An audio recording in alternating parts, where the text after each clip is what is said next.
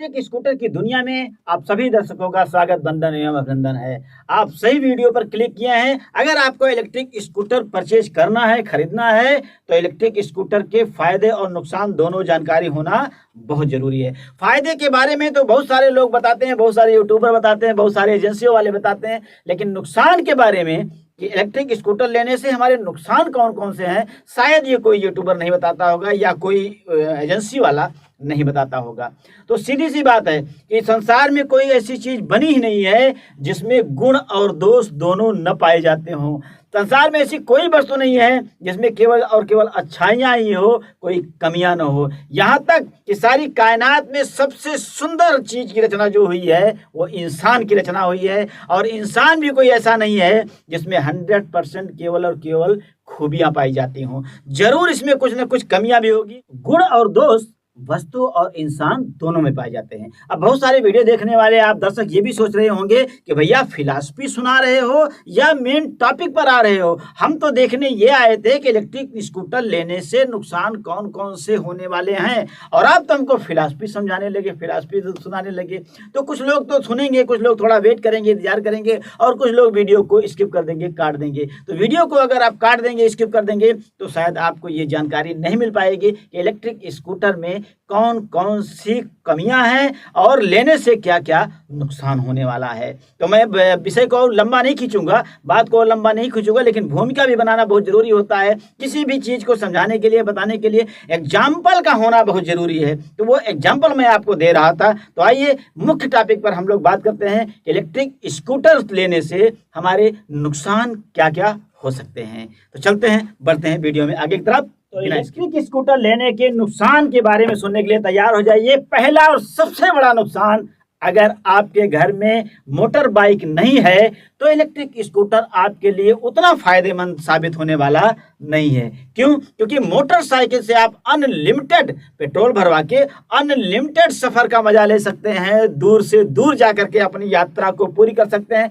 लेकिन electric scooter में ऐसा नहीं है। जितने रेंज की आपने इलेक्ट्रिक स्कूटर खरीदी होगी उससे 2-4-5 किलोमीटर कम ही आपको चलने का मौका मिल पाएगा। अगर आपने 50 किलोमीटर वाली ली है, 70 किलोमीटर वाली लीजिए, मान लीजिए आपने 100 किलोमीटर वाली रेंज वाली इलेक्ट्रिक स्कूटर ली है, तो एक चार्ज में आप मान के चलिए कि ज्यादा से ज्यादा 80 किलोमीटर आप इलेक्ट्रिक स्कूटर से सफर कर सकते हैं। तो इलेक्ट्रिक स्कूटर में अनलिमिटेड यात्रा करने की कोई सुविधा उपलब्ध नहीं है। ये पहली कमी इलेक्ट्रिक स्कूटर की है। इलेक्ट्रिक स्कूटर खरीदने का दूसरा सबसे बड़ा नुकसान अपनी कॉपी, डायरी या मेमोरी में नोट कीजिए। वो दूसरा बड़ा नुकसान ये है कि अगर आपने कल इलेक्ट्रिक स्कूटर को चार्ज कर लिया रात में, आज कहीं आप सफर पर गए और 100 किलोमीटर वाली इलेक्ट्रिक स्कूटर आप 70-80 किलोमीटर रन करके चला करके वापस घर आ गए, लेकिन रात में आज आपके यहाँ लाइट नहीं आई, किसी कारण बस आंधी आ गई, तूफान आ गई, खंभा गिर गया, ट्रांसफार्मर जल गया, किसी भी कारण से अगर आपके यहाँ आज रात में लाइट नहीं आई तो आप अपने इलेक्ट्रिक स्कूटर को चार्ज पर नहीं लगा पाएंगे। और अगर आपने आज रात को अपने इलेक्ट्रिक स्कूटर को चार्ज पर नहीं लगाया है तो पक्का डेफिनेटली मान लीजिए कि कल आप उस इलेक्ट्रिक स्कूटर से कहीं भी यात्रा नहीं कर सकते, आपको अपनी यात्रा स्थगित करनी पड़ेगी। यह है दूसरी सबसे बड़ी नुकसान इलेक्ट्रिक स्कूटर की।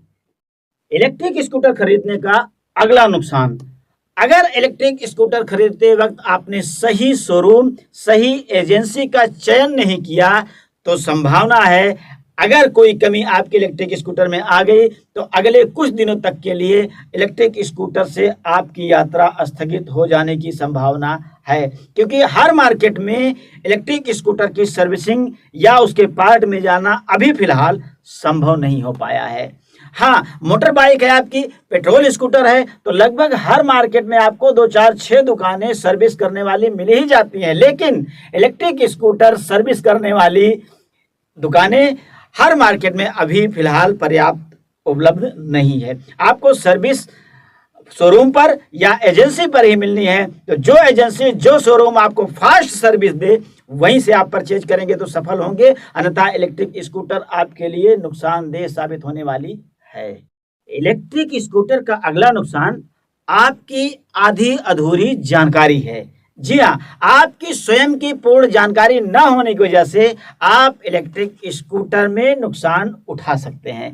जैसे इलेक्ट्रिक स्कूटर का उपयोग तो आप कर रहे हैं, चला रहे हैं रोज, लेकिन हवा का लेवल कभी आप चेक नहीं करवा पा रहे हैं।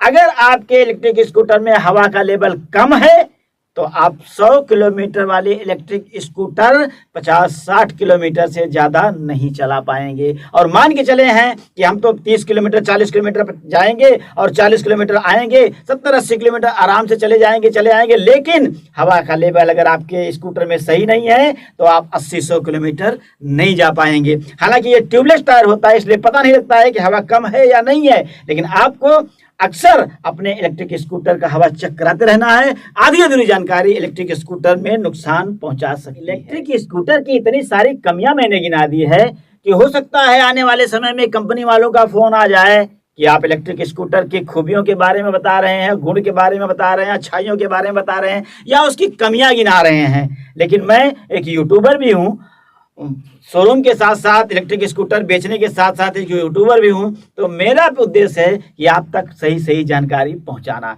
इलेक्ट्रिक स्कूटर में और भी सारी कमियां अगर मुझे कोई दिखने में आई तो वो वीडियो मैं आप तक जरूर बना करके भेजूंगा। लेकिन अगर किसी में अवगुण हैं, कमियां हैं, बुराइयां हैं तो उसमें अच्छाइयां भी बहुत सारी होंगी। तो अगली वीडियो जो बनेगी वो इलेक्ट्रिक स्कूटर में अच्छाइयां क्या क्या है, खूबियां क्या क्या है, गुण क्या क्या है, उससे हमें लाभ क्या क्या मिलनी है, इस बारे में अगली वीडियो बनेगी। तो बने रहिएगा अगली वीडियो में भी हमारे साथ, और चैनल को सब्सक्राइब कर लीजिए, लाइक कर दीजिए ताकि ये आने वाला वीडियो आप तक तुरंत